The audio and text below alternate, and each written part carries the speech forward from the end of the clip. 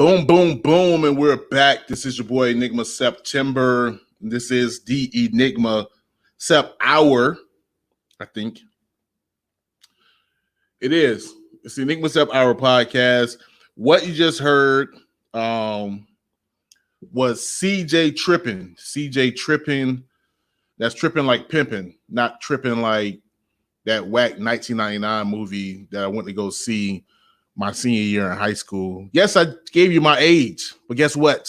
If you're watching me visually, you can see I have gray hair in my beard. So, hey, anyway, the CJ Trippen with For My Boyz, produced by Lil Yo. And yeah, I want to play that because if you listen to the podcast, by the time you're listening to this, I'm going to give you guys a happy belated Mother's Day. That didn't work out like it was supposed to work out. That didn't. What happened to?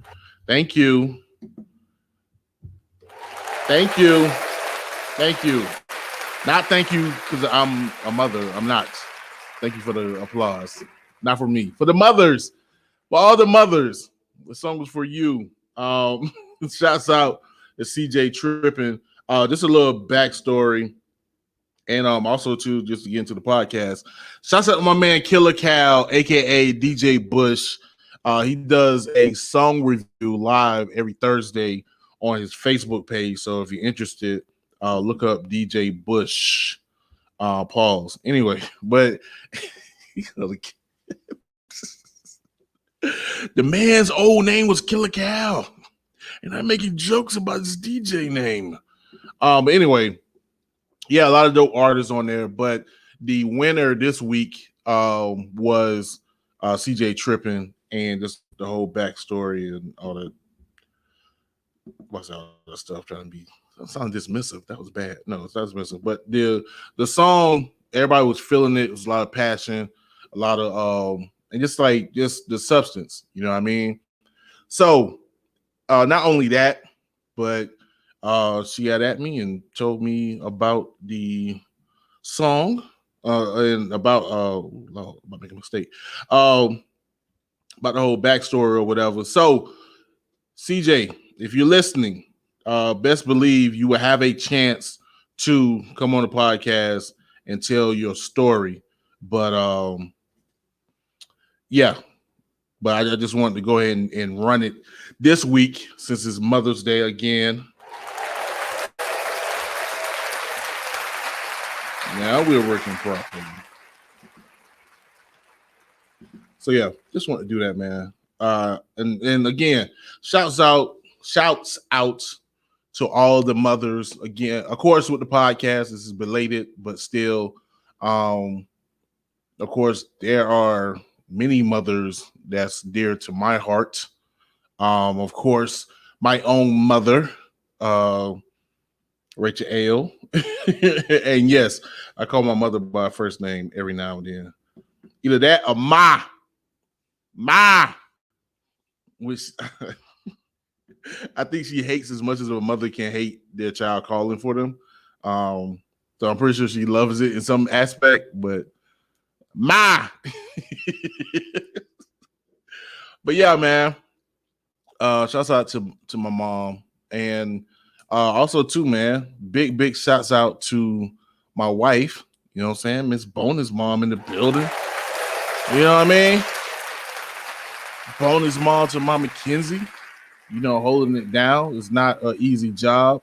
You know, being in the position of a bonus mom and taking care of a child who, you know, has a mother that's doing her thing. And shouts out to my daughter's mom. I ain't even gonna...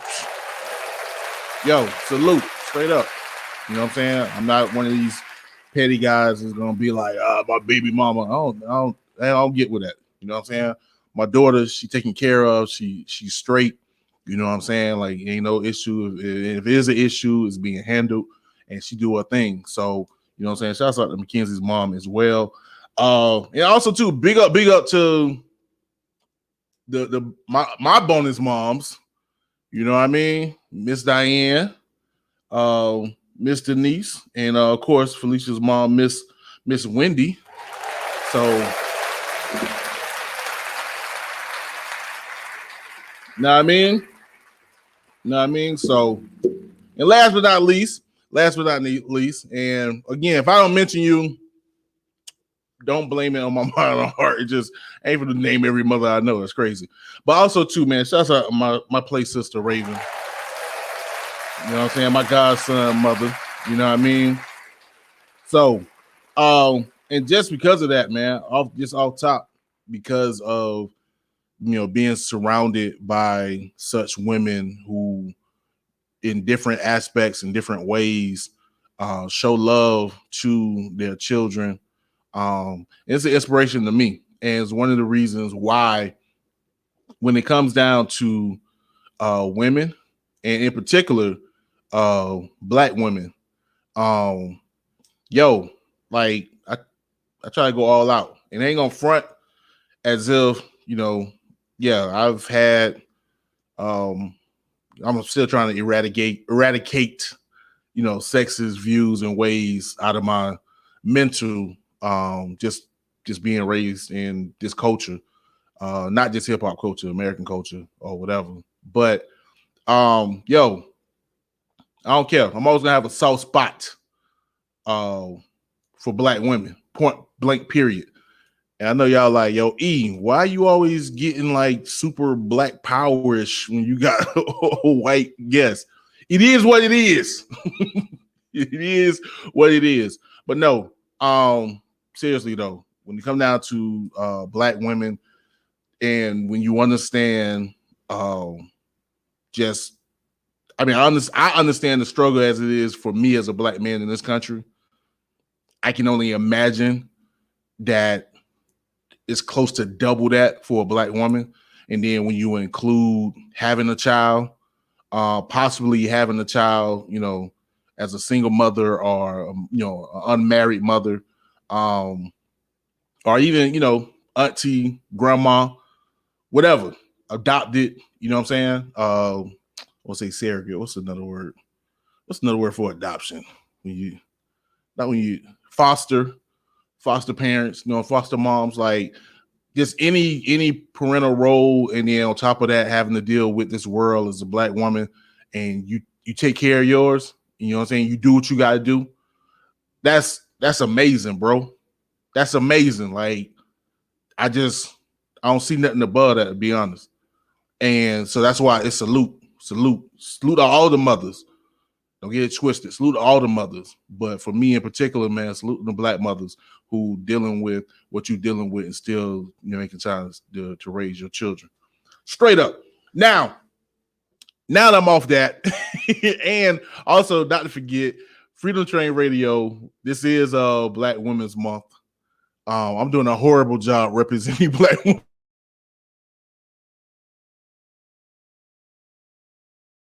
women throughout the month. So big up to Pat, the Joe, you know what I'm saying, for setting that. And then also, too, in particular, big up to Candace and Shelby for being Black women in the first place and Black mothers. And they're doing the podcast together. So you guys make sure to check out their podcast. But to get past that, like I said it before, I get my real Black power back when I have a white guest. I did it to DJ Body Slinger, aka West. Who else I had him? Hey, DJ H to the L. I think I was chill on that episode. Hey, who was I can't think. I was still when one Drew was on with Aston Martin. Anyway, to get into it, I have a guest this week. He will be on at the halfway mark. My man C.Shreve. I just butchered his name. C.Shreve The Professor. So I'm gonna give his props right now. He'll be on halfway mark. Yo, my man special. Y'all don't even know. Y'all gonna find out. You're going to find out. My man's special. You know what I'm saying? I say this. Ain't none of y'all practice. You never been a Packer field, bro. Have you had a Packers helmet on? No, you haven't. That's it. I never interviewed anybody that had a Packers hat on. I mean helmet. had an ex-girlfriend from Milwaukee. Shouts out to Noel. I know what a bubbler is. That's as close as I'm gonna get to Wisconsin. I actually been to Wisconsin. Let me stop. Yo. So yeah, and no guest have I had has put on a Packers helmet. Legendary. The green and the orange and all of that. I mean yellow, green and the yellow. I know the Packers. E, what you drinking? I'm not gonna tell you guys because I'm not getting paid. And hopefully y'all haven't seen the can, but yeah, it's about that. I'm wilding. Yo, okay. So what we got? The Mother's Day thing was not on the docket. That was straight from the heart. So again, shouts out to all the mothers. Like I said, got my man C.Shreve The Professor on this thing. And I'm gonna apologize ahead of time because no, I'm not. I got it. I forgot what college you went to, but I remember now. Okay. I got it. I'm straight. So let's get into it, man. Also too went to my man DJ Bush, aka Killer Cow. And you will see Killer Cow on the podcast soon. Matter of fact, you've already seen Killer Cow on the podcast. If you go back to the old school podcast, the original Enigma Sept Hour, between him and Gangsterville, like them boys is on here like multiple times and will be on here multiple times. So yeah, big up for that. Big up. Yeah, let's drop the temperature down before I bring it back up. So get into some somewhat bad news, just not what we want to hear right now. But I know it's not what we want to hear, but I tried to be somewhat informative, keep you guys in the loop on what's going on in hip hop culture. And I really can't make jokes about the next couple of things I'm gonna talk about. So, first we got 40 Cal, the Dipset. He had put out that his daughter had went missing sometime last week. I was alerted through my man Stess. He, you know what I'm saying, he had retweeted something. But unfortunately, it's been assumed. I don't know if it's necessarily confirmed yet, but the police and whatever the locales on in New York, they believe that she may have or allegedly took her own life. So prayers to her family, to 40 Cal, Dipset, everybody, you know what I'm saying, affected by this loss. Young little black girl, you know what I'm saying, I think she was 19, was off to college. Think there was some news allegedly she had gotten into it with a boyfriend. I don't know if that was the cause per se, but apparently she had called some people throughout the day, went to Niagara Falls. I think that was the last time they seen her, was in that area. So kind of, oh man, this is bad. I don't want to make light of this at all, but it was a movie me and Fee just saw. I swear it was almost the same situation. I can't think of that movie. Jeez. Anyway, again, prayers and thoughts to her family. 19 years old is just way too young. And yeah, man, just I can't even say be there for your people because apparently those people that was there. I think she had called her mom. She had called one of her friends. I think they said it was reported she had talked to the friend for like 45 minutes before the phone went missing or whatever. So, yo, all you can do is just try to, be there, man. But life is tough and these things happen. You know what I mean?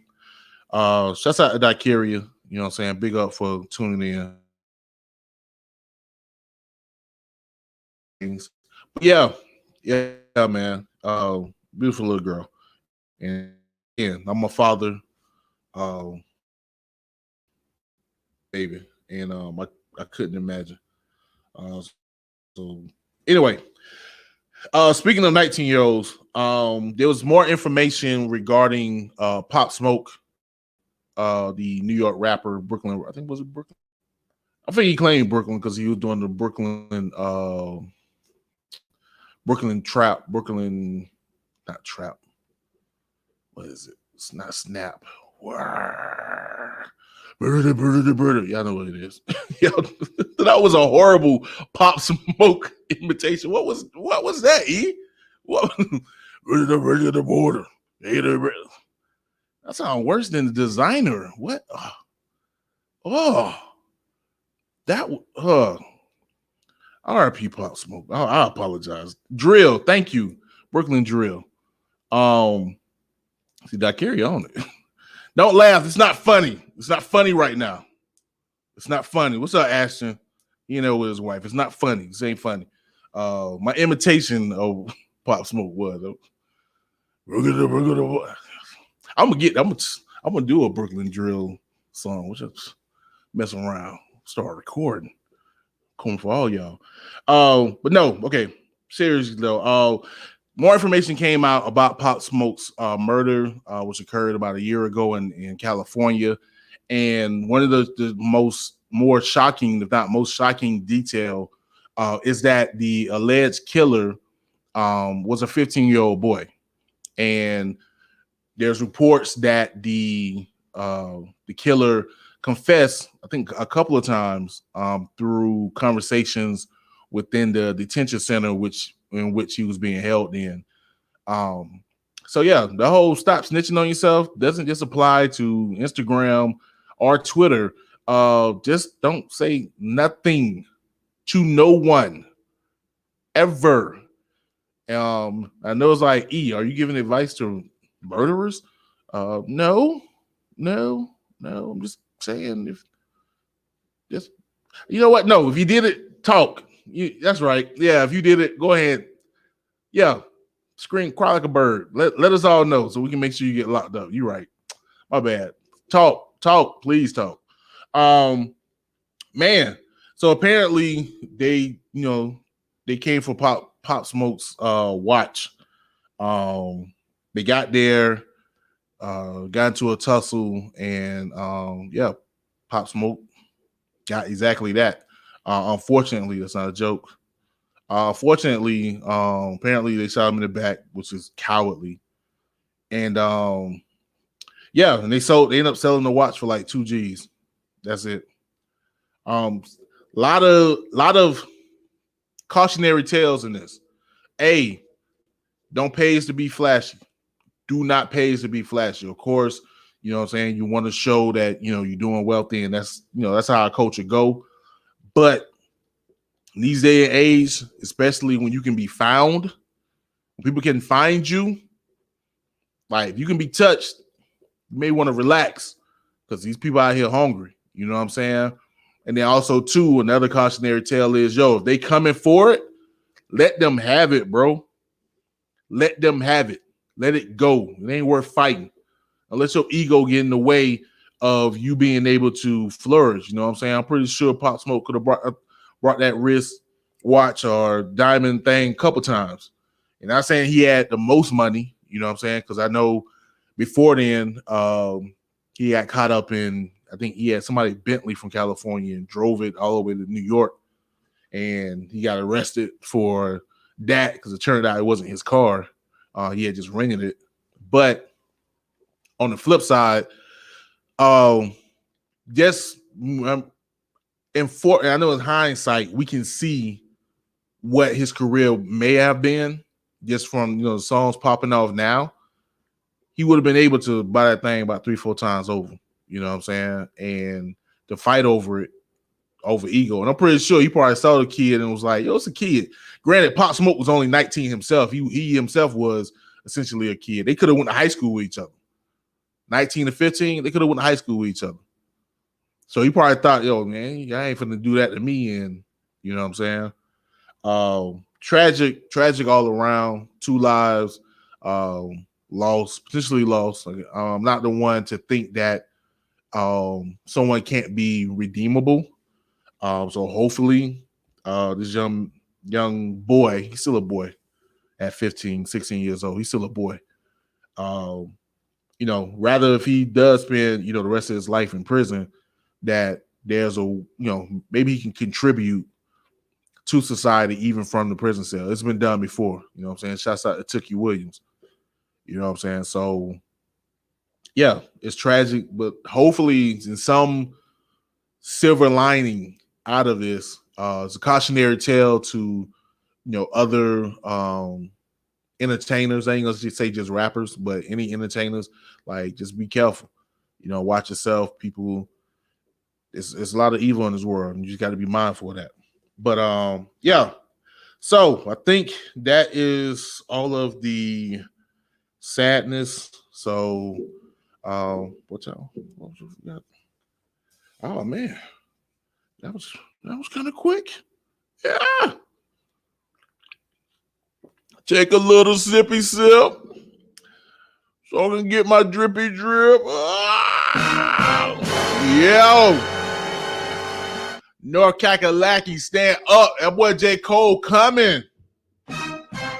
Hey, yo, pause. That boy J. Cole is on his way. Yeah. That man dropped the interlude and the album cover for the off season. His new album, I think, is dropping next week. Pop, pop, pop, pop, pop that thing, pop. Is Enigma on camera popping it for a J. Cole album? Is that what we just saw? No. Guess what? Because you're in podcast land, you can't see me. But if you go to my YouTube page, you may see me pop it for a J. Cole album. Anyway, yo, J. Cole dropping the off season. Like, you supposed to be down with underground artists. Why are you excited with this super mainstream guy? I'm not. I don't know. It should be tight. We're gonna see. I think man's got like the number one like Apple downloads for like off of interlude. And I should say interlude because it was like spaces in the letters when whatever. I'm not that excited for J. Cole.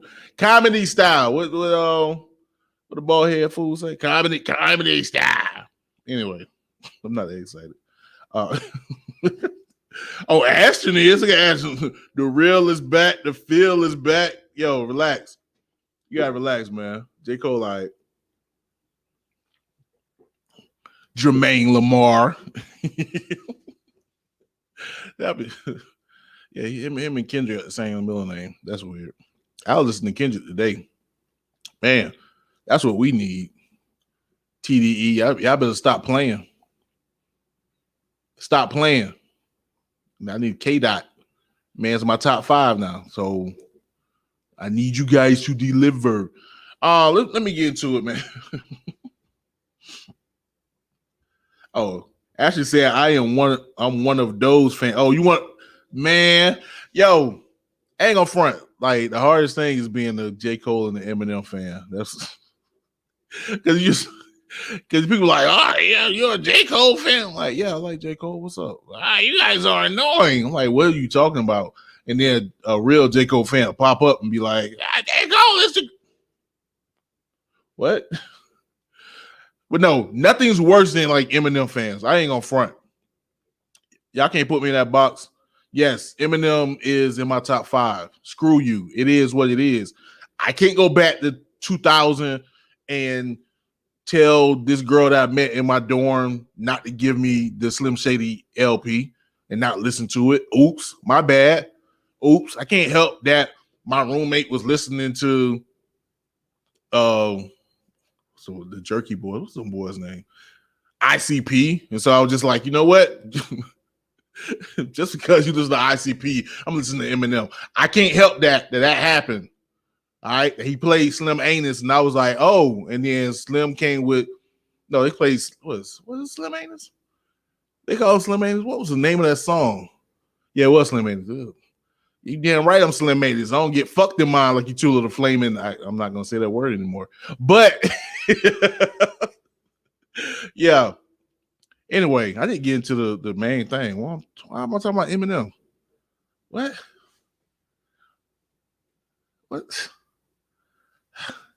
Anyway, no, there are Eminem fans that are insufferable. I ain't even mad.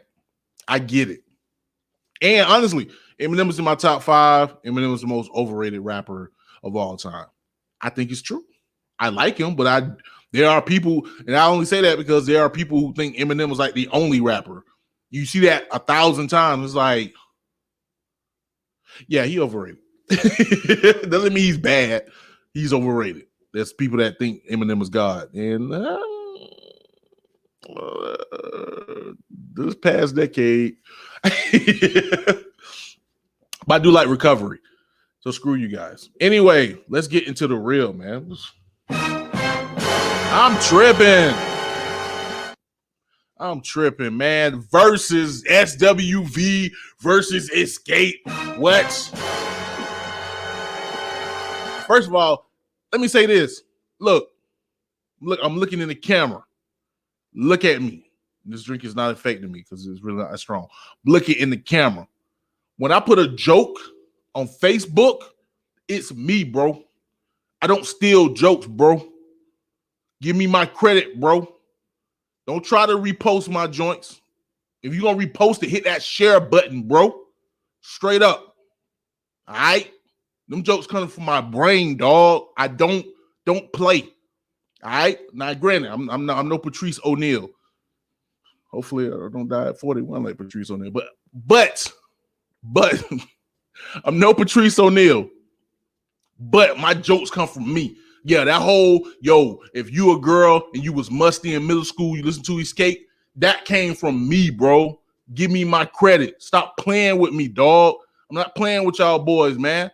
Little Facebook comics. I know y'all going and get other people's stuff and rehash it. That's cool. I don't do that because ain't no Facebook comment. I'm just funny. It's what I do. Understand that. I'm flexing. What? Let me take it. Fruity ass drink. You know what I'm saying? Eminem fans are the worst, bro. I can't front. But anyway, man, let y'all know. Now, granted, I got about 3 more minutes. Okay, Xscape versus SWV. Somebody made a joke. I'm attributing this to someone else because it's not my joke. Somebody made a joke that SWV couldn't escape.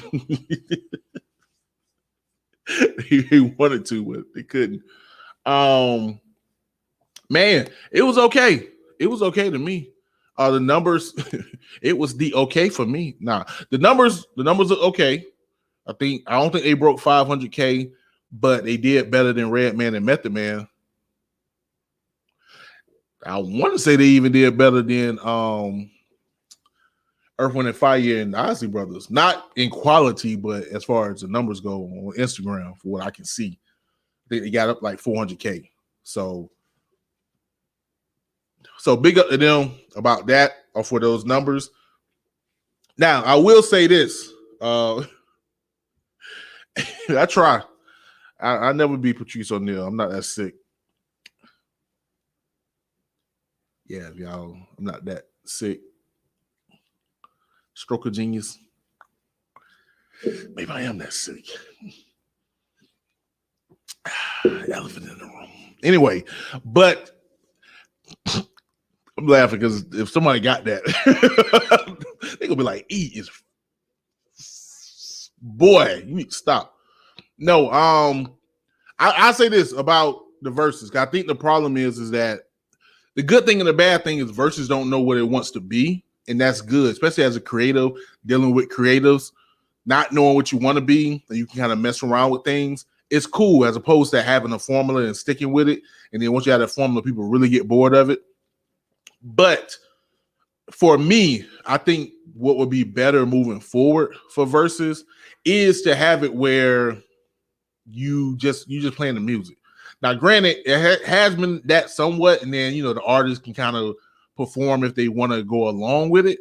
But the one thing that was missing for me, as far as the SWV and Xscape, were the stories. It wasn't, to me, there wasn't a really deep dive in these songs or whatever. So, that to me, that was what was missing. You know what I'm saying? It was too much of a production, which was cool. I mean, them girls got it.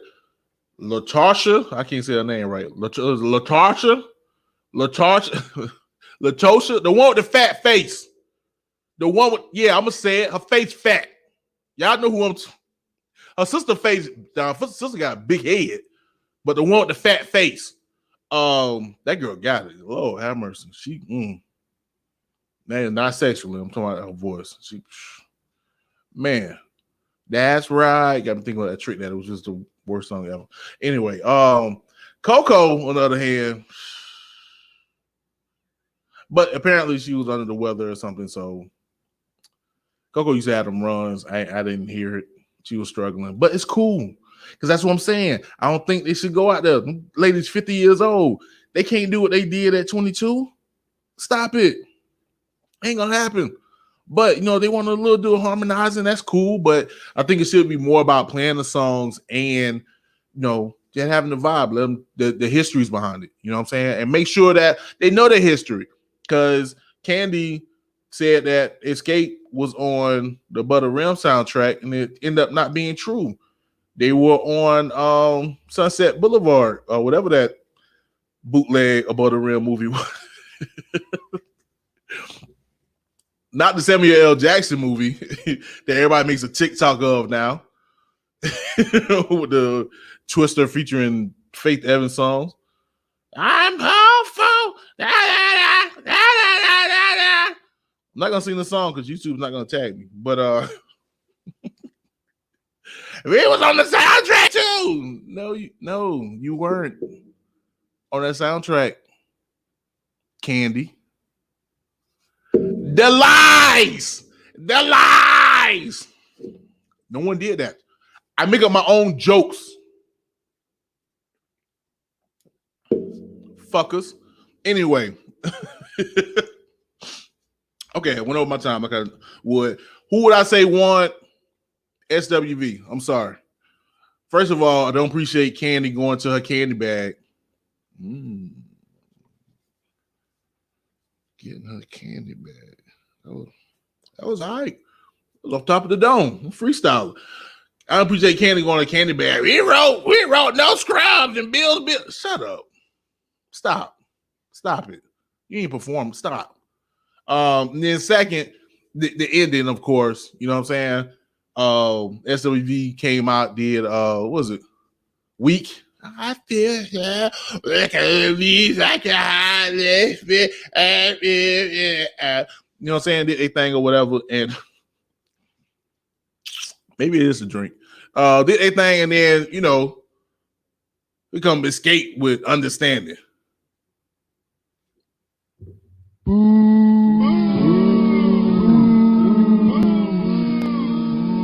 That's why I came up with that joke.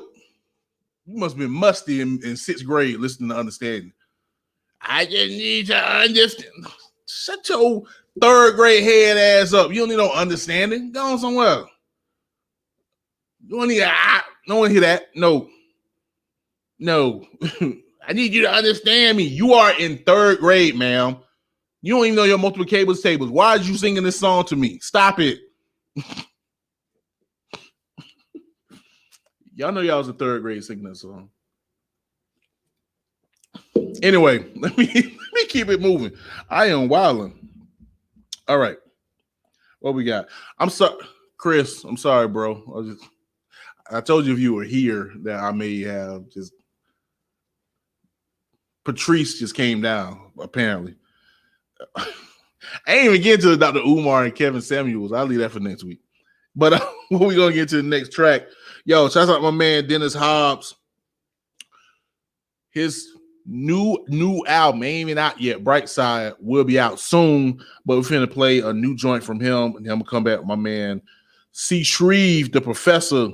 But this is Dennis Hobbs with TBT. We'll be right back. This is the Enigma Sept Hour. You got time, baby.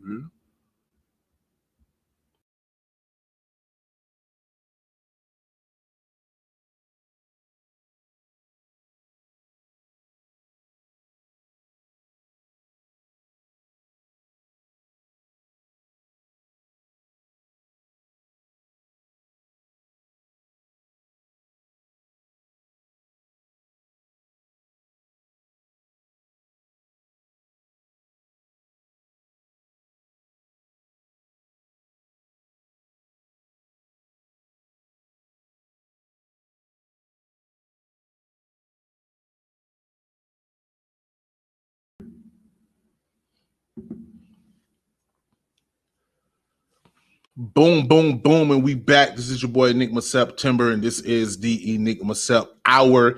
What you just heard, my man Dennis Hobbs with TBT on his upcoming album Bright Side. So y'all be ready for that. Again, shouts out to Aston Martin and his wife, manager Daikiria, showing your boy love in the chat. I really appreciate y'all. Y'all family, and me and Fee got to come up to Atlanta sooner than later. Chill with y'all. But without further ado, got my man of the hour, C.Shreve The Professor. What's up, my bro? How you doing, my man? Good to be here.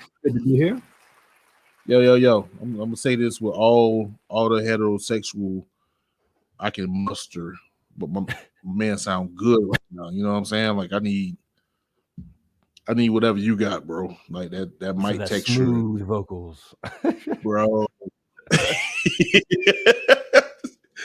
The voice that hasn't rapped at a show in forever.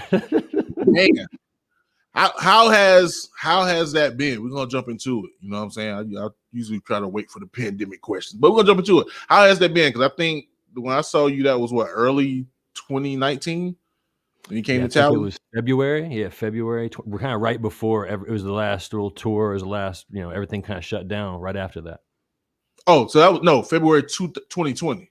Am I right? Yeah, early 2020. Okay, 2020. Okay, I'm tripping. Matter of fact, I'm like, wait, my wife was there, and we didn't know each other February 2019. Okay, yeah, February 2020. So being that you're one of those artists that I admire as far as being independent and doing tours and doing shows, how has it been since the pandemic really hit, and now that we're starting to wane off? What is the outlook looking right now? I think it's kind of this tricky spot where some folks are going out there and doing shows, and then some folks are just all full steam ahead, and then other folks are maybe the reverse, wanting to wait. But then there's this kind of, I think it's a good opportunity potentially for the folks that are willing to go out there. I've hesitated because I figured if you could put together a tour right now, all of a sudden, what if like you try to go through Atlanta, and then Atlanta has, the numbers go up, and then they have restrictions, and then this show that you've put 2 months of promotion into all this time, I told my wife these shows are not that profitable. They're, there's pretty like close margin anyway for a broke little indie rap show. So now then you make it, you have space restrictions as far as, social distancing, or maybe it has to be outside, or so I kind of was like, all that didn't make sense to work through. It made way more sense to focus on, developing new skills. I kind of, the podcasting, I started that, trying to learn how to make beats better. I've done production before, but really trying to dig into it. And that seemed like it made more sense to me, doing the things you can do while you have this kind of opportunity of time, as opposed to trying to just make it work. Although I saw R.A. the Rugged Man's got a tour. He's coming through the South. It's interesting to see, which venues are going to be open and going to try to push the envelope too. So I kind of been taking notes of which spots he booked, because whenever I want to go out, I'm going to book some spots like that. So it's tricky to know what to do. I miss the songwriting on the road. Like you kind of test new songs. It's like, you talking about jokes, like testing the joke out in front of a new audience. Like if this is funny from that audience, like you have that confidence in this next city that you're going to, it's going to kill. And when if that's a song or a joke, it makes it just delivers better, because they know that it's funny, or you're confident in your song. And so I definitely miss that of writing a new song, testing it out, and maybe tweaking it. I don't know, write another one like that if it does work. I miss that whole process, really. Well, I'll say this: if you decide to come back to Tallahassee, I'm going to tell you right now, you don't want to use the same venue he's using. Okay. Because they're racist. Yeah, I said it. I said it. If you're listening, because I know you're probably still watching, you're racist. So yeah, shouts out to R.A. the Rugged Man. Much respect to my man's, but yeah, the video he's using, man, is ran by racists. So screw them. But I will note that and not go there. Gotta put you on game, bro. Exactly. Yeah. Anyway, they still out here trying to book acts. Crazy. But all that aside, no, that's interesting, man.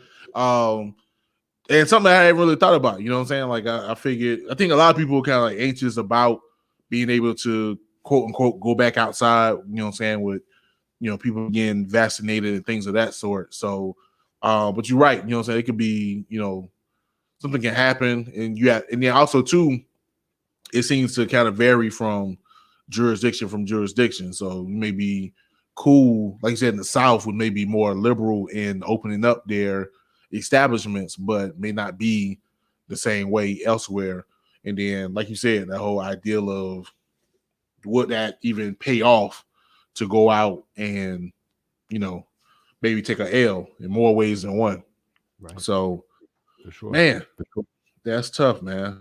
But hopefully, things will open up a lot more, you know what I'm saying, as more people get vaccinated. So that, I guess, if you want to disclose it, you don't have to HIPAA laws, but I'll say this, are you safe to go out? Like, if you had the opportunity to do it, would you be able to do that? I have a couple verbal commitments I've given for later in the summer, and I'm kind of, they know it's kind of contingent on things going the right way, and they had some good health, it's like the health, whatever they have as far, for different venues or for a festival, what are their health regulations, what are their kind of protocols. They made us sign, like if I bring a DJ, he has to agree to, we had to agree to social distancing, mask wearing, the whole nine. They didn't require shots for it, although I'm vaccinated now, but it's like, I don't know. It's kind of, that venues are going to claim, oh, we're health conscious, and then what does that really mean? Does that, what does that even mean? So I think there's definitely going to be this kind of rocky road where I kind of salute the artists that are willing to go out there. Kind of, I mean, part of me says like y'all shouldn't be going out there, especially when the numbers were real bad like 6 months ago. But as it gets better and there are more vaccinations, it is kind of becoming safer. I kind of, I don't want to be the guinea pig artist out there seeing if, the difference in like in Tallahassee and New York City, because you're going to see a big contrast. But at the same time, if you got an album you rolled out right before the pandemic, you never toured it, you want to tour it, I understand the, the motivation there. But I've been on my, trying to tell people to make good health choices. So in no way did I feel like I could go out there and say one thing and then be hypocritical and go out here and do rap shows. So I kind of felt like I had to walk the walk and really, stay home and do what I was talking about. Because some of my episodes were to kind of telling people, because I used to teach public health, so I kind of have some public health episodes where I was really trying to get not on the soapbox, but kind of, and I couldn't be saying that and then going to do rap shows at little open mics and stuff, just because I had to scratch the itch to rap. So I do miss it big time, but I'm trying to, be a mature adult out here as best I can. Yeah,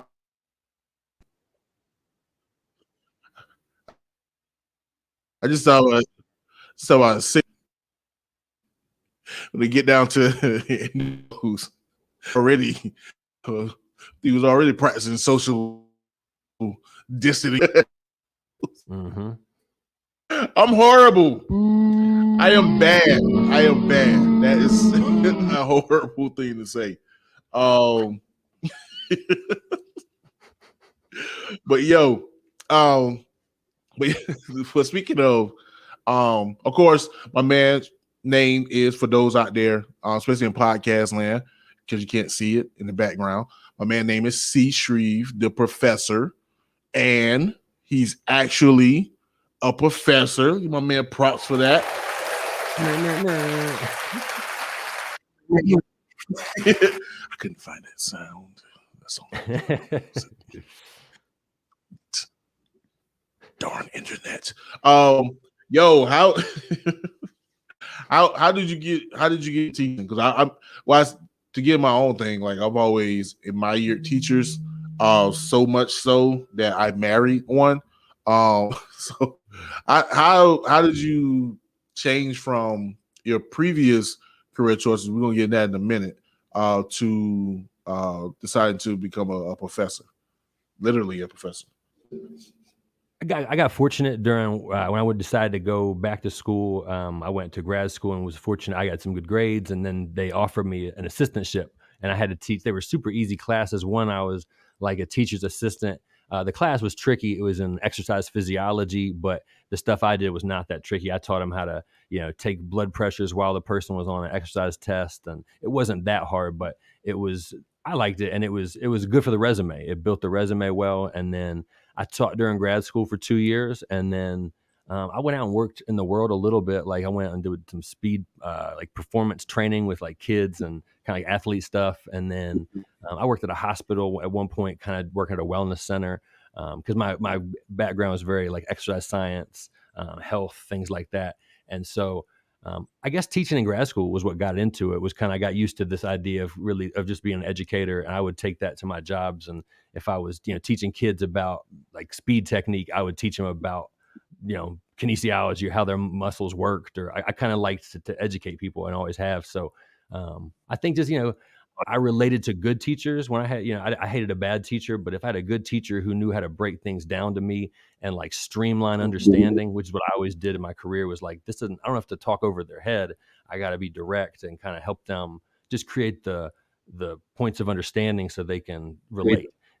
And so I don't know, I guess I just always liked the teachers who, I responded to. School made sense to me sometimes, especially with a good teacher. So I think it was just grad school. It fell into place. And then it later fell into place. Like when I got the job, they needed the background I had, and it just kind of worked out. And then I ended up like doing, spending 12 years at App State. So I haven't bounced around a lot of other places. I only kind of taught at one school, but I was there for quite a while. So I kind of found my rhythm with how to teach. And that's kind of where the podcast is aimed at, is trying to like, I don't know, before I got too far out of the classroom, because I stopped teaching in 2020 to pursue rap, even though rap is like shut down.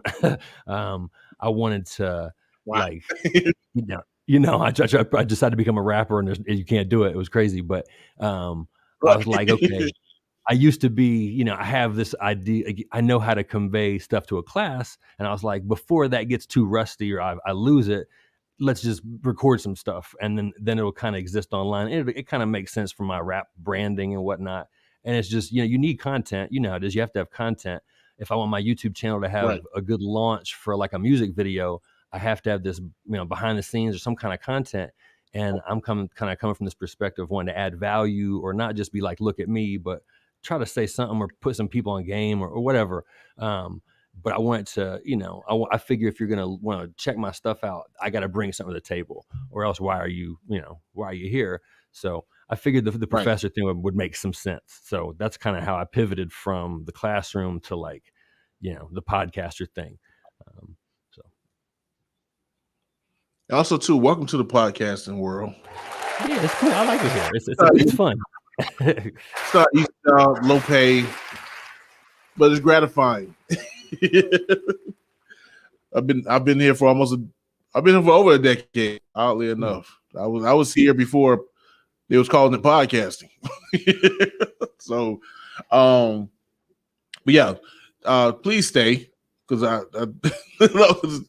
I hate seeing people jumpstart something and like, no, you're doing great. Come on. Continuity, one foot in front of the other. Right. Now, I will say, as far as giving up good content, I saw one of your videos. I saw a couple of your videos. I mean, not act like I wasn't following my man's, but one in particular, I can't think of the song. I can't think of the name of the song. You'll know it when I describe it. You was in the rain. You had Shorty in the rain, and y'all was like walking in the rain. Like that was. That's the hold me down. Hold me down is that one. Yo, that was dope. That was dope. Those in YouTube land, yo, once you done watching this interview, y'all, I'm gonna have his information down below. Y'all make sure to go check that out. Like when I saw that video, like I saw you perform, and I I knew you were the real deal. You was just a cool dude. You was dope. But once I saw that video, I'm like, oh, he rap. Like he like this, you can put this video up somewhere. Like this is it. Like, yeah. So yeah, content is king, and you definitely know what you're doing. Now, we're gonna get into the meat and potatoes. Let's do it. We're gonna get into it. Now, anybody who knows, I should have worn a cap so I can be more intimidating. Anybody that knows, I'm in Tallahassee, and even though my fandom for this one school is waning, um, I gotta say that my man Shreve was with the ops. He was with the ops. Indeed. He was out here playing. Man played ball. Matter of fact, no, y'all won the ops at that time. Let me take it back because that was what 01 to 03. Mm-hmm. Did you play for Virginia Tech?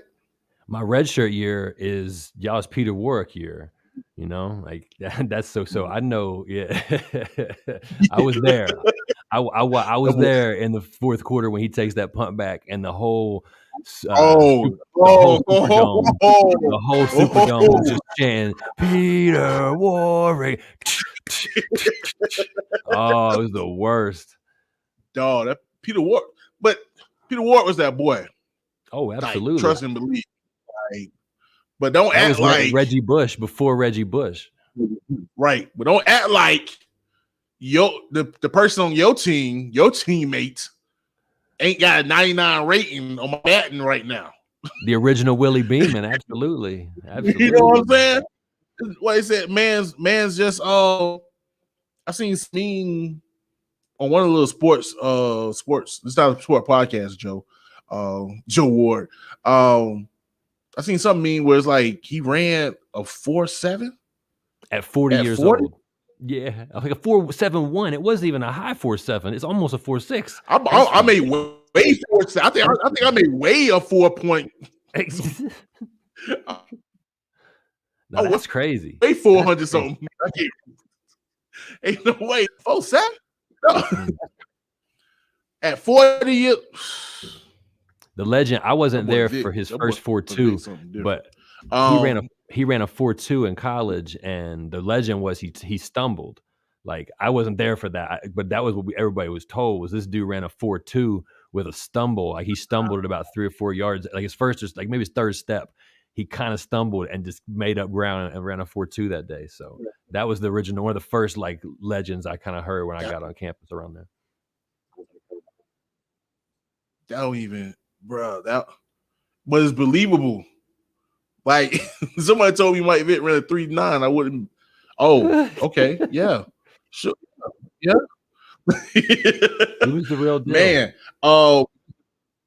That's crazy. But regardless, you know what I'm saying? You did your thing, and for all this work, you did enough to have the Packers, you know what I'm saying, invite you to their camp, and you know what I'm saying, and you did a little bit. How far did you get into it? Like, I know I think you just posted a clip the other day of you, like, you know, taking a couple of catches. Did you get to the practice squad, or was it just a workout? Like, how far deep into it did you get into?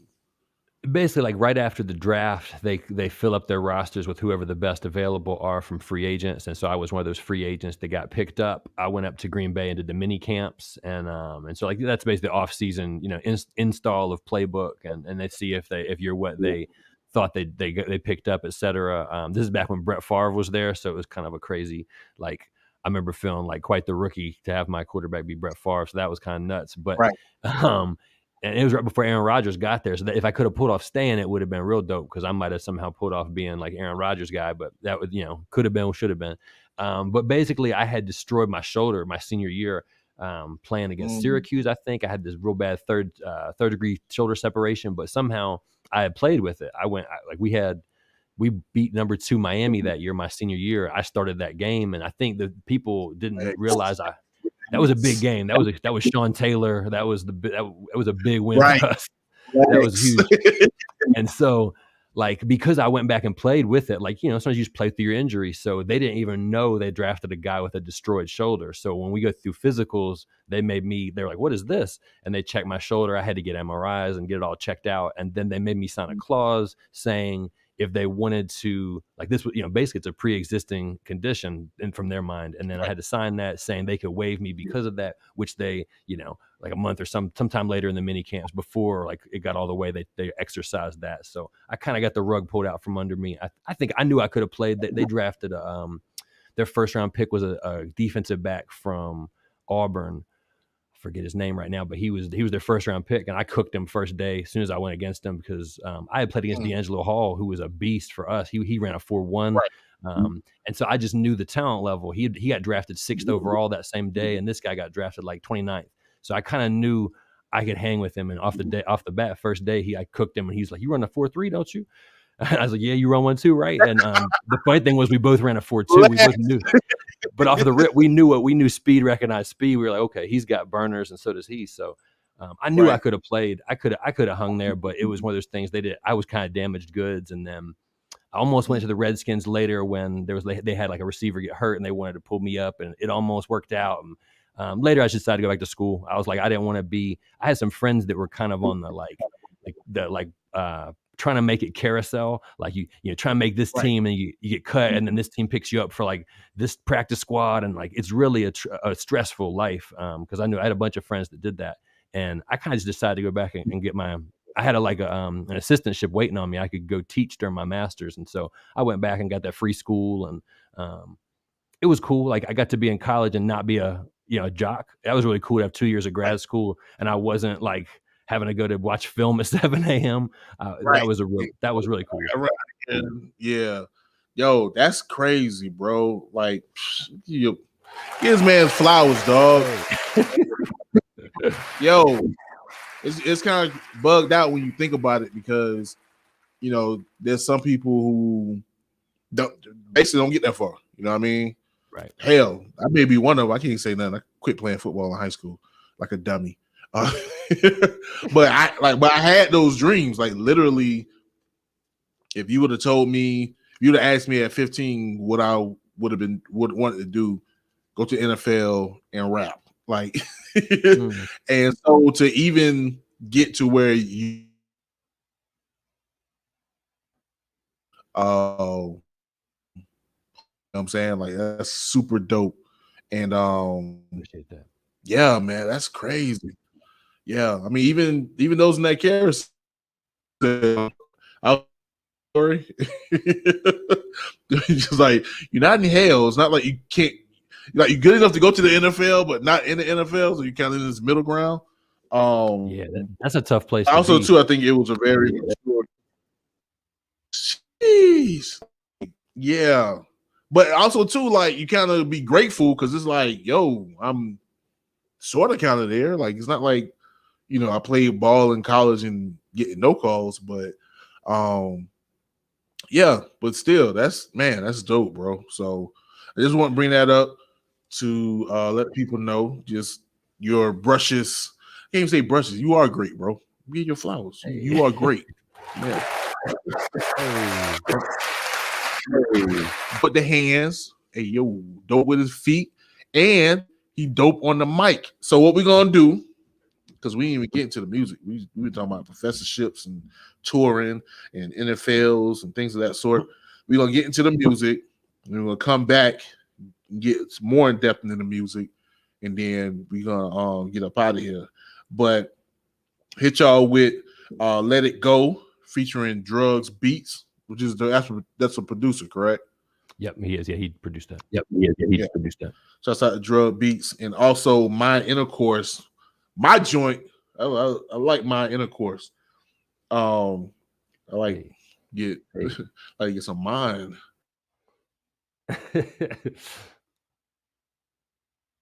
on the side. Hey yo. Anyway, My Intercourse. The dream. It didn't even do anything to me. Anyway, Let It Go. My Intercourse. C.Shreve The Professor. We'll be right back. This is the Enigma Sept Hour. You got time, baby.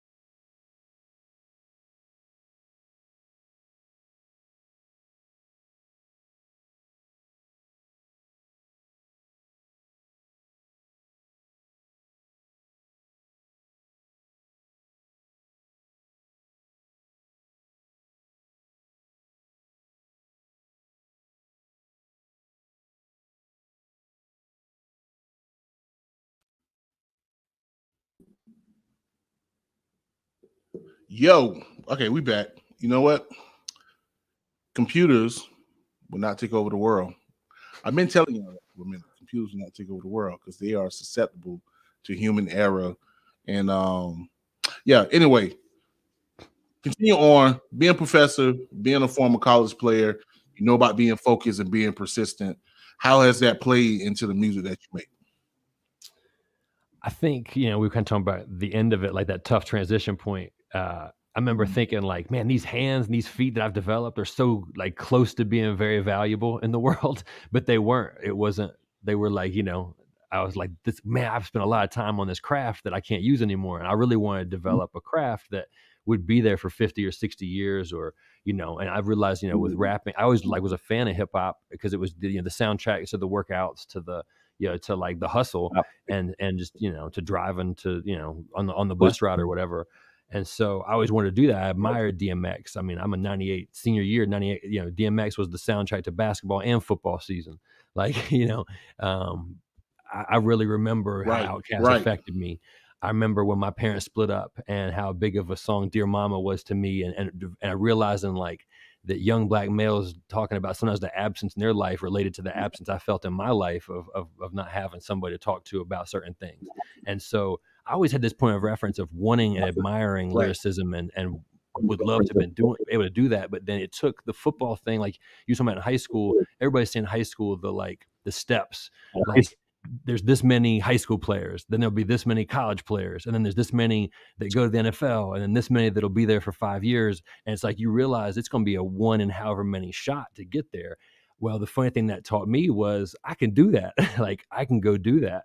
I've done it before on that. So it kind of showed me, okay, it's not the same as football, but I got to do the, whatever the rap equivalent of lifting weights is. What's the rap equivalent of putting in work? And so I kind of started to learn that of putting in the time and trying to approach it the way a hustling football walk-on would. I was a walk-on who earned a scholarship. So like, there's nothing for people to tell you no, or to say you can't do this. I've heard that my whole life. So it helped me apply, first of all, attitude. And then that actually became the music too. It kind of became, I'm trying to make a soundtrack for the folks who are hustling and trying to make it, trying to express that point of view in a song somehow. So it's really kind of key to where I come from. All right, no doubt. And I can relate, what I'm saying, being that my parents divorced too as well. So having knowing the difference, and seeing what it really feels like to have a single mother, what I'm saying, to having to build and being able to relate to that to those that just strictly has a single mother, what I'm saying. And yes, being just relating to the music, but now you're a father yourself, what I'm saying, a married man. Shout out to the married man status, you know what I'm saying? Yep, be out here. Absolutely. How has that played a role in the music you made? I know you actually had an album. Was it Daddy's Rapping or Daddy's a Rapper? Yeah, I did a little combo. I did one. I was gonna make this full length album. I kind of admire when people do cool releases like this. This release sets up this release. So I did a EP called "Mommy Love to Dance," and that was supposed to be me trying to figure out how to make dance rap songs for the shows. So that all these ladies who were coming to the show, I was like, I got to figure out how to rap for them and like keep their dance vibe. So that "Mommy Love to Dance" was the like EP, and then that was followed by "Daddy Love to Rap," which was like an uncompromising. I'm just gonna rap how I want to rap. It's just bars and boom bap, and I don't care if anybody's going to dance at all. It was like, so it was a funny thing. The funny thing in hindsight, like, I don't think people like a rap that has the word daddy. I think it's like daddy love to rap. I think every male fan was like, why is this called daddy? That's stupid. I don't think so.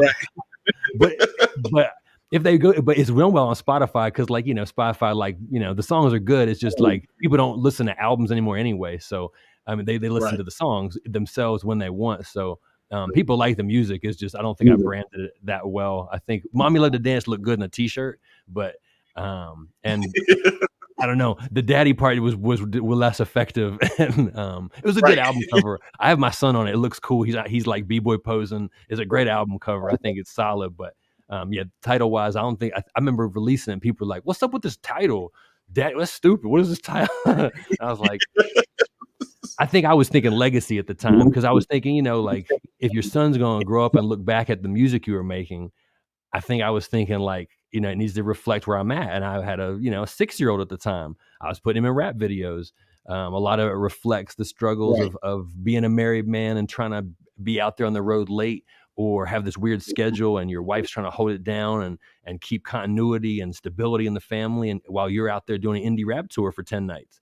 So it starts to that definitely Right. gets to the music of kind of like my music has always been kind of a space for venting or space to like I don't know like it's very personal and so that definitely bleeds into the music as far as those struggles or Hold Me Down is one of those like kind of just you know there's struggles of being an artist or being a you know trying to make your art work in the world and so you know mine definitely reflects the space I come from of being you know I have a 10-year-old now so like trying to have this music have longevity so that when he hears it one day it's a blueprint for some of the stuff he goes through in some way I remember just realizing that how much rappers had affected me and how much some you know the knowledge I would get from ATLians or like Me Against the World would just like really affect like my psyche and how I would approach the world.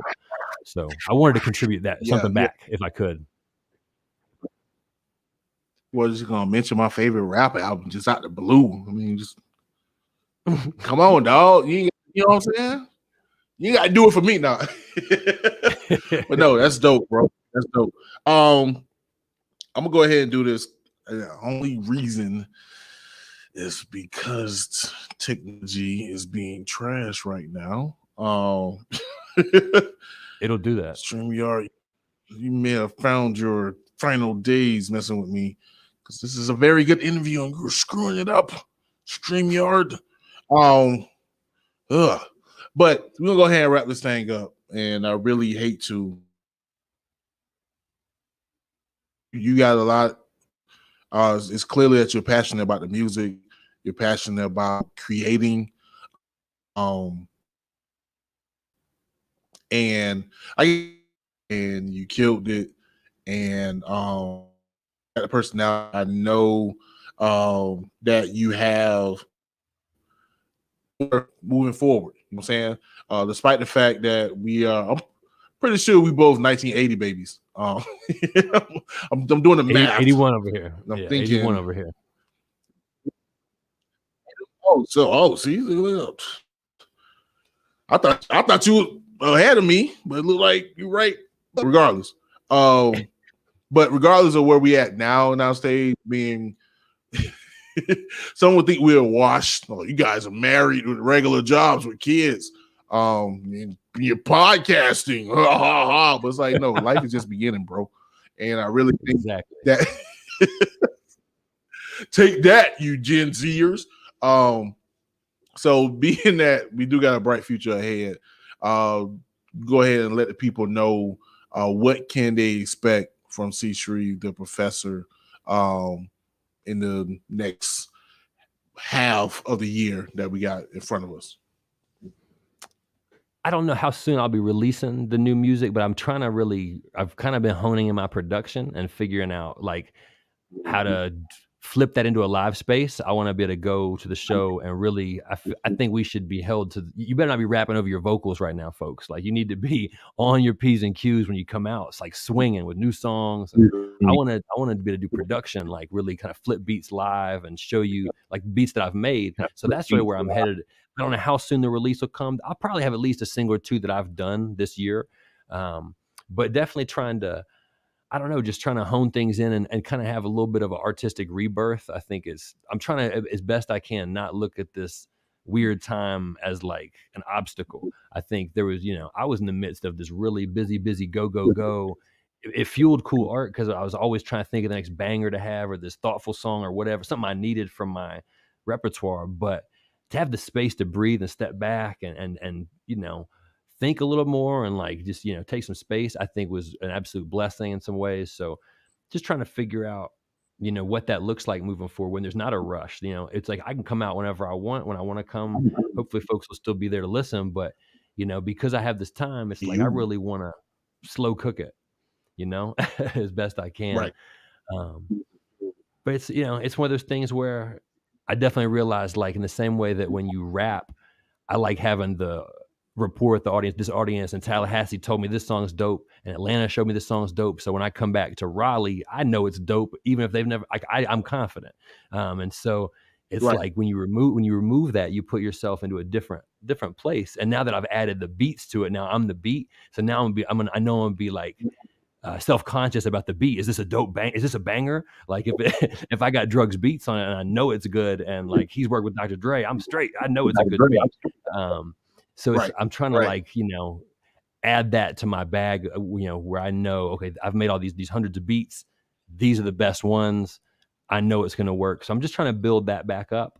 So there's definitely going to be this growth process. I'm trying to figure out how to put that online and keep the fans like in tune with that, or watch me develop. Right. But that's a tricky thing. I've always had as you know, it's like, how many full length episodes do you want to do, or how many behind the scenes or clips, or it's like, how do you promote yourself in the best way? So I don't know that I'm always as consistent as I need to be for the fans, but there's definitely something cooking, and it's bubbling up slow like it should. So when the time is right to come out there, I'm gonna definitely be out more. I'm gonna try to post maybe a live stream type set, show some beats off, and like rap a little bit, and kind of begin to show where the set is going, even though it's not quite there yet. But so there's things coming. They're just like, I'm realizing, time is a little bit on my side for once, and so it's like, it'd be cool to, when I roll that new music out, have like the 2 videos shot, have a live stream ready to drop, have like, really get my ducks in a row. So it's been a long time since I've had those ducks in a row like I should. So a lot of what I'm doing right now is trying to just lock it all in and figure out some new ways to create, and then, podcast about it a little bit along the way, and just talk my shit on there. Right. No. I'm with that. I'm gonna say pause before I say it. I'm excited. I'm like, the ideas, like all of this sounds like stuff that will really, really work.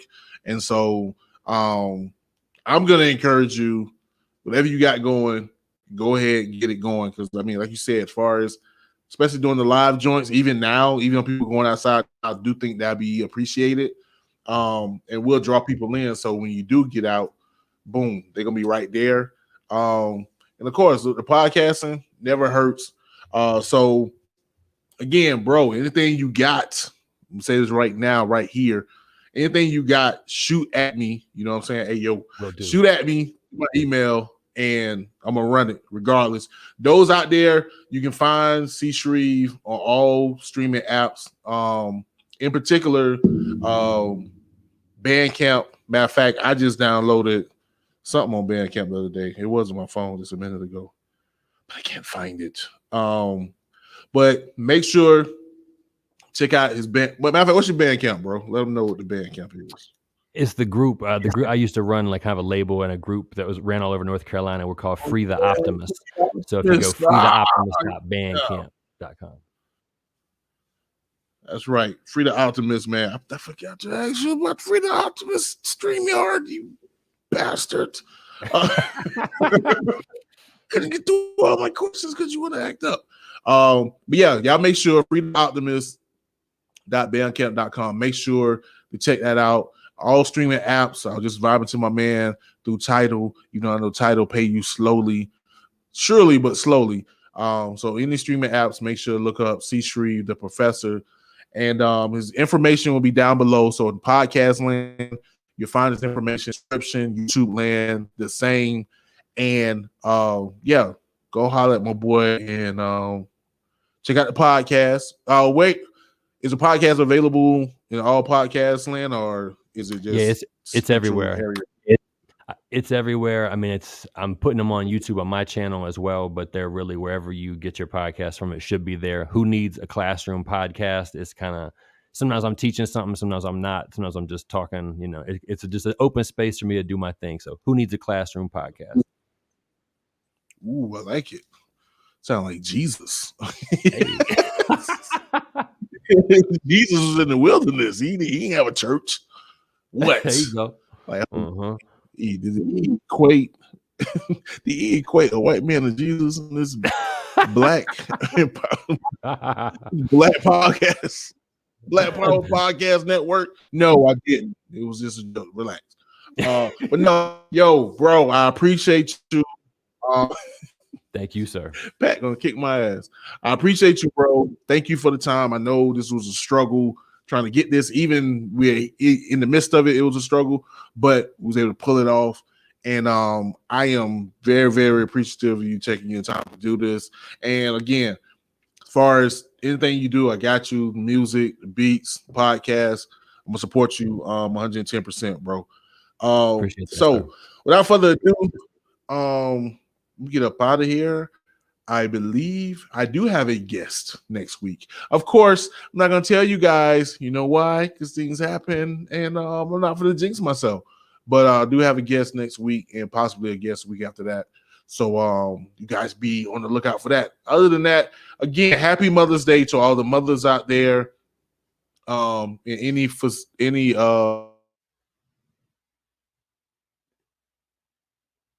grandmother, auntie.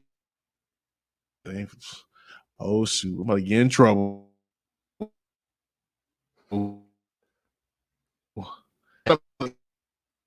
And I'm gonna get canceled. So let me hush. Have a happy Mother's Day. Thank you guys for listening. This is the Enigma Sept Hour. You got time, baby. Peace, y'all. Peace, y'all.